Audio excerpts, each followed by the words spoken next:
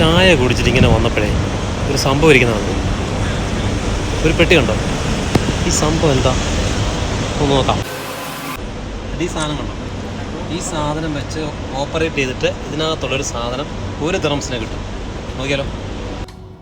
ഈ കൊമ്പ് പോലിരിക്കുന്ന സാധനവും പിന്നെ ഈ താഴെയുള്ള ഈ ജോയ്സ്റ്റിക്കുമാണ് ഇതിൻ്റെ ഓപ്പറേഷൻ.